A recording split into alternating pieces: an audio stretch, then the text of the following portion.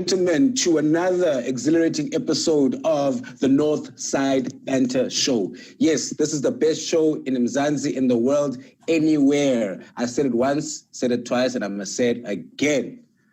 Ladies and gentlemen, as always, we're always bringing you the best content. You know, the show is about lifestyle, it's about sport, it's about everything coming together, it's about entertainment. And I don't do this by myself. I always roll with my co-host, the main man himself, Coach BT. What's good? Yes, sir. What's happening, Nani? How are you keeping up in the north? I'm easy, man. It's cold, Coach. It's cold. What else gonna do? But at least we're on the show now, so things are about to get hot. It's about to get heated. We're about to shushu this thing. We've got an exciting guest. A hot guest that's going to come. But a hot guest, guys. Very hot right now. Hot property. We've got Silusapho Dingiswayo.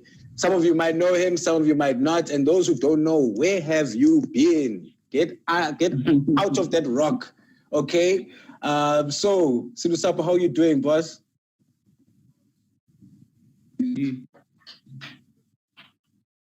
Are you good, my brother? I'm good, thanks. How are you? I know, easy, my brother. So I'm not going to spoil your introduction, by giving people stats and facts about yourself. I want them to hear you. So please let us know a bit about yourself, who you are, and how you are on this show. Okay. Silusapho Dingiswayo. I'm original from the Eastern Cape. Transkei. I don't know if you know the place, but it's small, very small. But obviously we're uplifting it. We have people like me, so say some. So I'm here at Great Sport today because I am moving to Finland. I'm moving to man. I said carry on. The next one. Okay. So you start from I'm moving to. I am moving to America, which is a Lee University. So I'm here for Great Sport, to try and get the funding that I'm willing to get, since I have to pay for my own flight ticket. I have to do all the visa processing and all those things. So this is me. I'm here because of that today. But obviously not just about funding, just about uplifting. Uplifting the sport, the love of the sport, athletics, not just athletics, but all the sport codes. And I'm talking here tonight because, I'm trying to be motivation to other kids. And that's what's it. So which discipline are you in? Because athletics is big, Yabon, and you look like a guy. Are you doing a shot put? Are you doing high jump? Which one is you? Okay, normally I once focused on hurdles since 2016 until 2018. The main reason that I moved from 110 hurdles was because of my height, because I'm very short, and hurdles then I'm a senior now, and high jump is like 166. So going over those hurdles, it would be quite challenging, and for me to be professional, also I have to focus more also and work more harder. So I decided, let me just move to 100 meters and 200. But even up, I'm in between. Sure. So, yeah. So will you say both was Mzansi, baby? Yeah. Izama land. Khona nje ibiza ngobholt bathi ukuthi sibodambile ba. Ijongile yeke izogcwala. No, that's tops.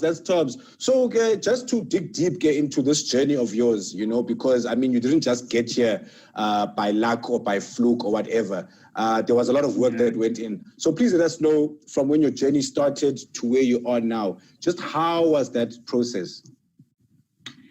Okay, to be honest, man, it's quite an interesting story. It was never easy, though, I won't lie to you. But obviously, I would say it was never easy now, because I am who I am now, you see, getting all the good facilities and all those things. So, man, it was something interesting. But if I tell people, it would be like sometimes I'm lying and all those things.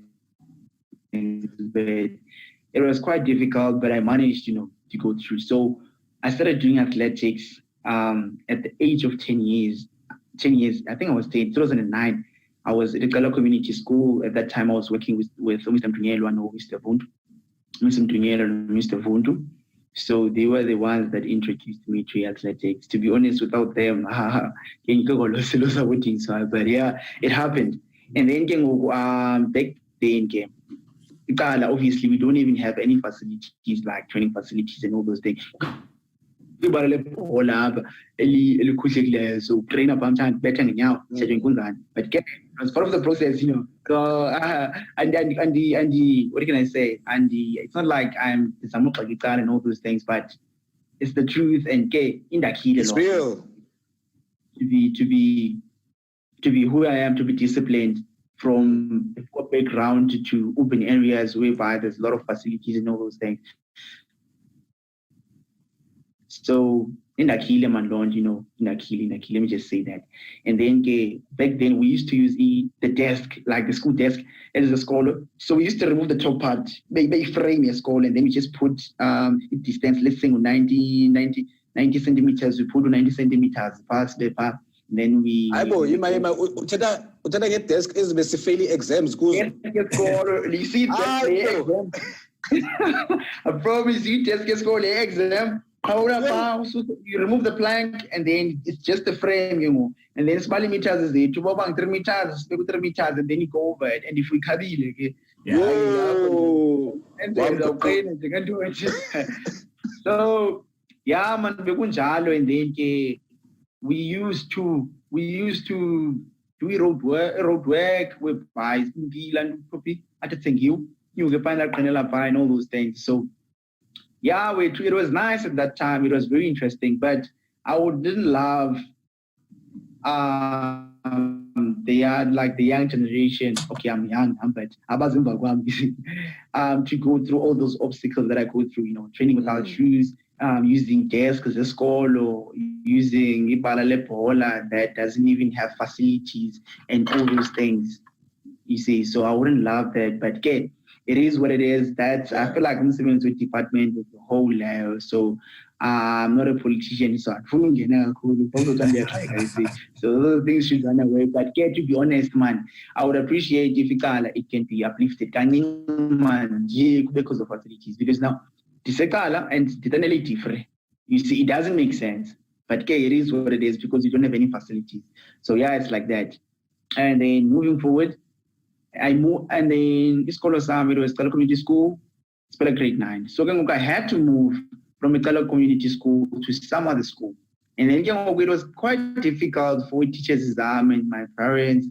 Where am I going to go to? Because they want me to go to high schools that have as local, because they were seeing the talent that I have. So they were like, nah, man, we have to make sure we find like a proper school. You see, I tried applying at Queensbridge, very, very expensive, that one. So don't be too much. So lucky enough, I managed to get to school, which is a Taxport High School. That was 2016. So lucky enough, I managed to get a school at Taxport High School. And then that's where Silusapho came up. That's when I uplifted Ikamanam. That's when I tried uplifting Gala Community School. That's when I tried uplifting Eastern Cape as a whole, you see. You see, but obviously there's a lot of big people. But now when they talk about big people from athletics, now you see, I'm that coming one. Yes, and yes. Of course. They don't know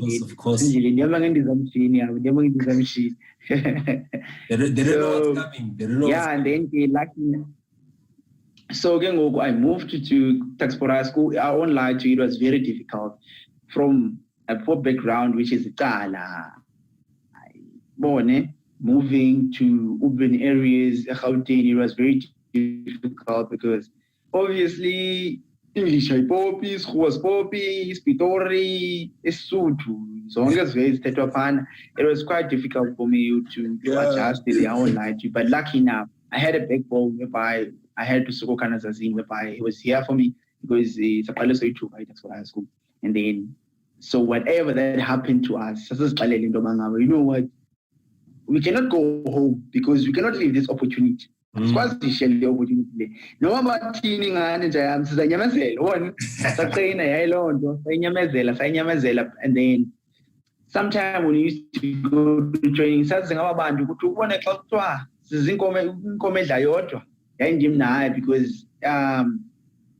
singakwazi ukuthetha obviously Sotho English ke sasizama wethu enough socks. He was good in Afrikaans. So mthetho wami wayeprata pha mana zondisekela indaba. Hey, kutofundini.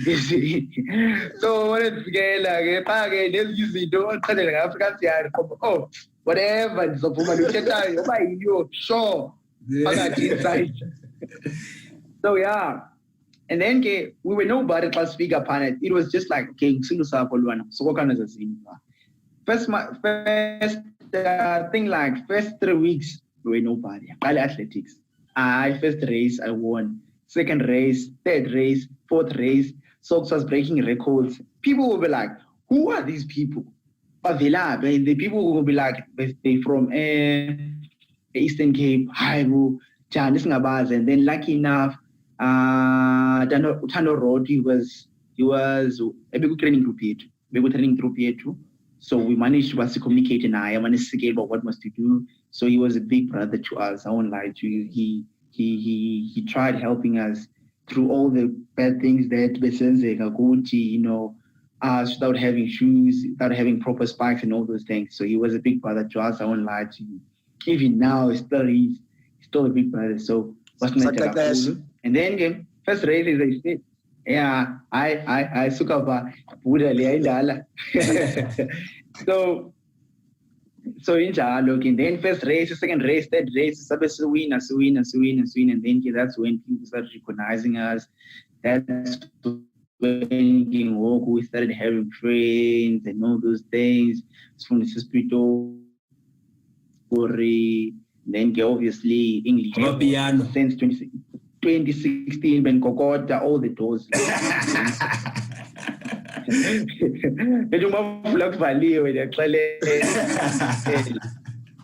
Yeah, so and then we ended up going to Angola. That was our last stage, 2016. I came back with 3 medals. It was a bronze, a silver, and the gold. And then the gold, it was for 110 meter hurdle. And then the silver, it was for 4x4. And then it goes, it was for 4x1.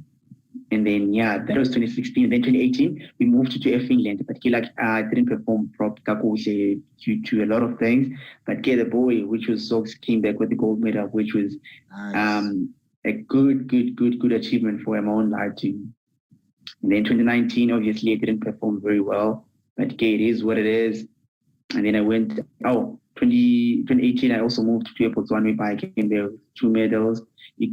Gold is 2 and the bronze A1.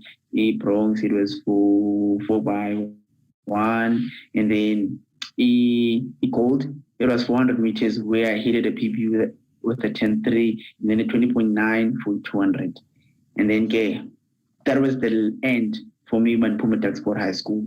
And then Pelagan was a tax for high school, but I still appreciate them. I still appreciate the support that they gave me, and without them, I wouldn't be here. Wow. No, that's quite a journey. Because especially when you look at you say that Itala, it's not known for you don't see it properly in the map. Even when you look at the weather forecast, you don't see Itala there. You see Joburg and Cape Town. But it's historically, especially back in the day when it was called Transkei, Mkala was known as a place for education and sports, and it always fitted in seamlessly. So you find that even like the older generation who were active, say in the 80s, 70s, they were big on sports. In soccer, they had a team called Kalanga Blues, who Mthatha Bushbucks used to struggle with a lot of times. And if people say Mthatha Bushbucks is the number 1 team in football in the Eastern Cape, Kalanga Blues has something to say about that, and they've proven it. But again, like since it's a small town, it's hidden. It doesn't get as much spotlight as it deserves. Even so, when you look at the education point of view, the first black accountant, Professor Wiseman Nkulu, is from Ecala. So, I mean, that was like back in the you know, I mean, it's older, Professor Wiseman Nkulu, but the first black accountant comes from Ecala, and it's produced top academics, top legal, top athletes have always been unlucky because during the time when Ecala sports was on top, again, they used to call it small Josie. During that time, it was apartheid, so they couldn't have these opportunities like going to America. So they always fell short.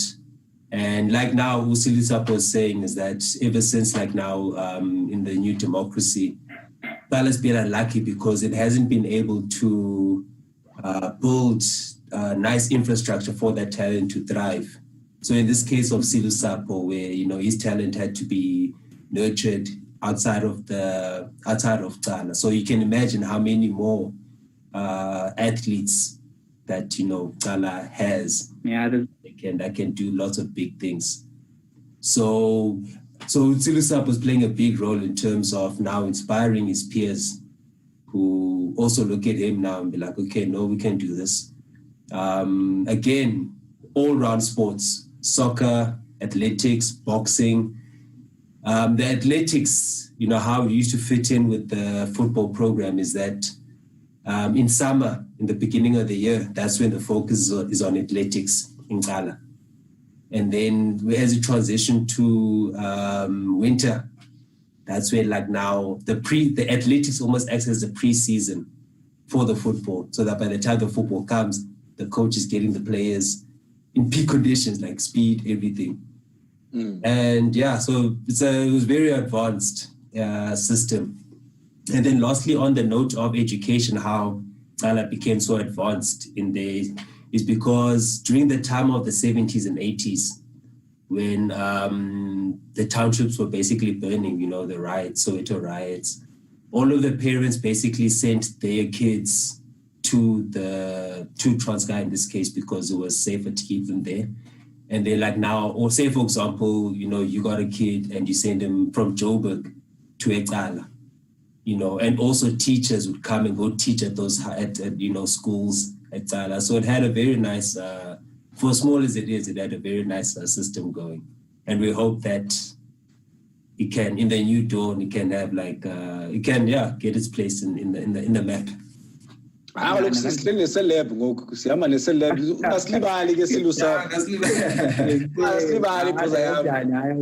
make sure, definitely. So with that, it also brings up like, and I just want to touch on it for just like a second, Kubone, because now, you talk about when you were there in school and then bekunzima like to focus esikolweni, but you are good on the track. And then you see it sometimes in these movies, the sports are overseas, but when it comes to a student athlete, they always get a preference esikolweni, because by grand for the team or whatever. So just talking about the student athlete, which is what you are going to become, Payana, you're going to be a student athlete.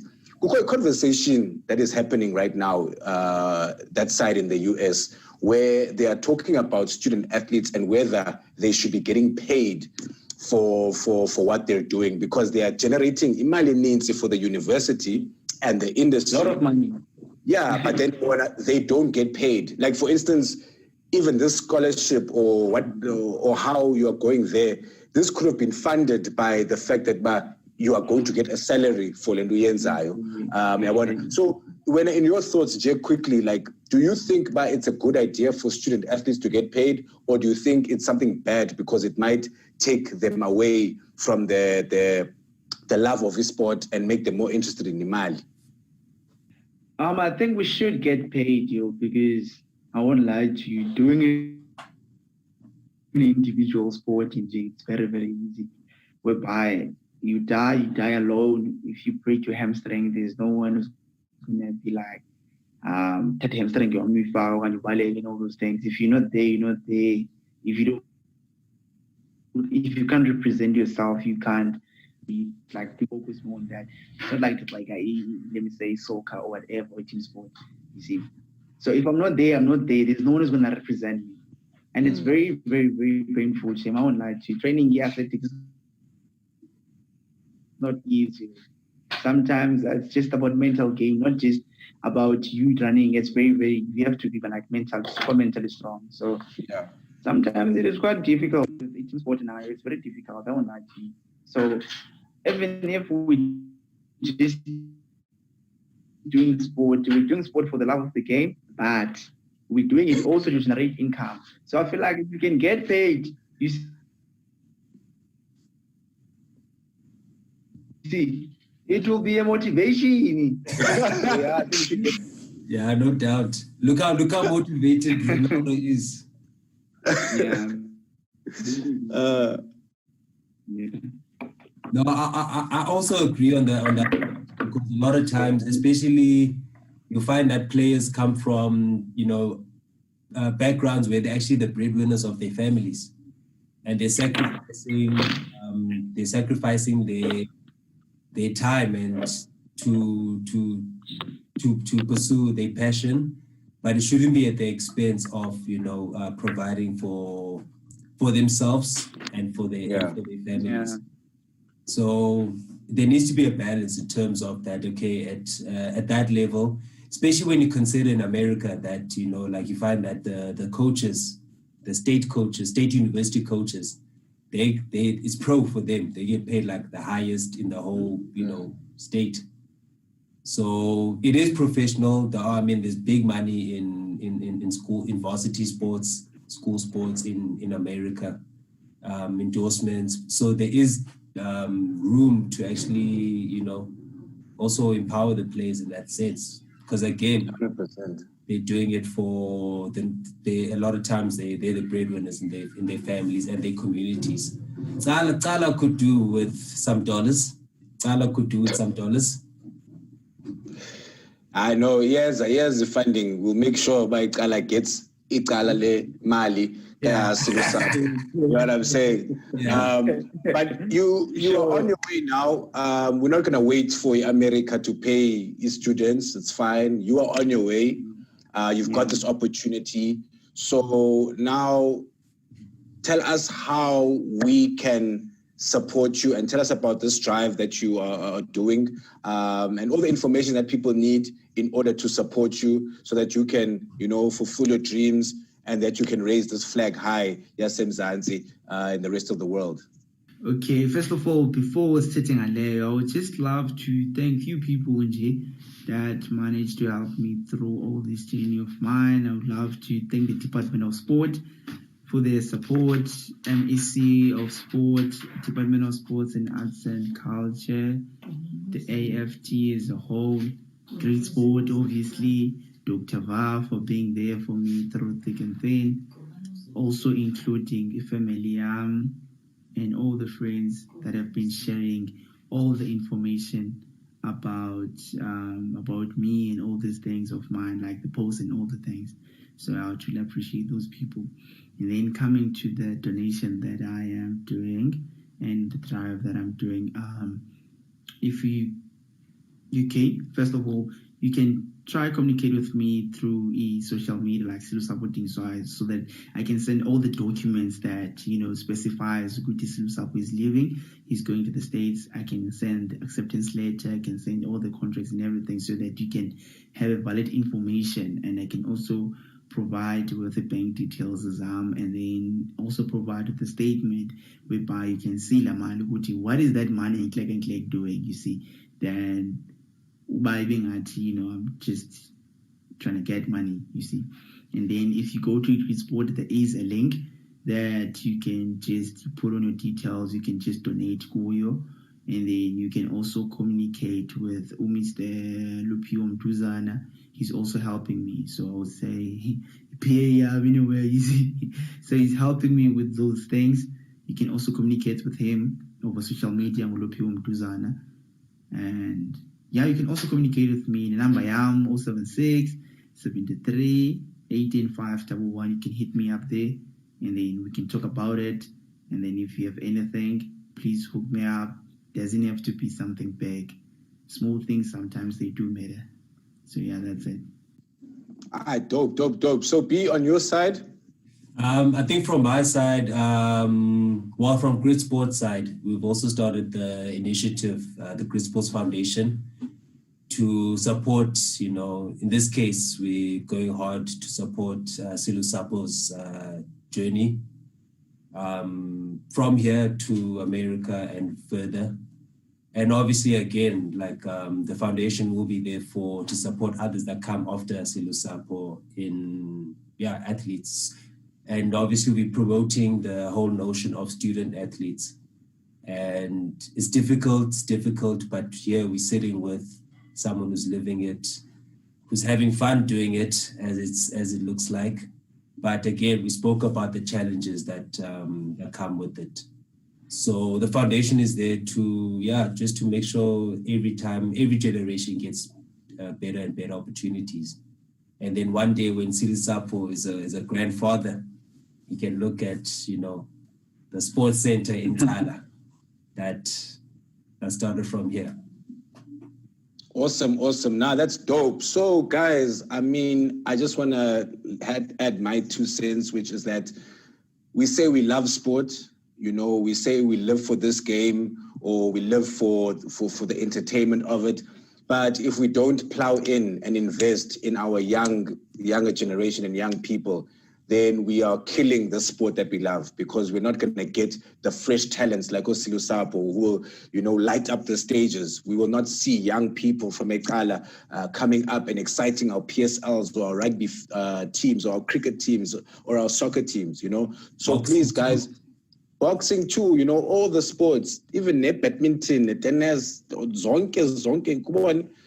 We need you guys to please support, get on this. I think this is a culture that we need to start, because, it's important to keep sports going and to keep the entertainment going. So I'd like to thank our guest today, Silusapho, for being with us. Thank you so much, my man. I haven't had this much fun on an interview before. You've been very, very you've given us information, and you've been such an amazing, humble young man, and I really appreciate that about you. And I know you're going to do wonders in the future, my boy.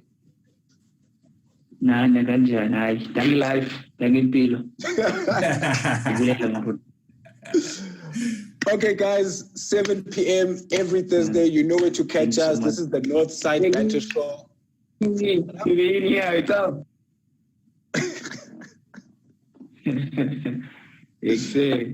Yeah. No, this is the Northside Banter Show. Every Thursday, 7 p.m. You can catch us, bringing you the freshest entertainment. B, thank you so much, my brother. Thank you so much. Thank you so much, Silusapho. And definitely we'll have you soon, and thanks. We can't wait to be part of the journey. Thank you so much. Appreciate it. Thank you, guys. Keep warm, keep safe, and spread the love. Sharp.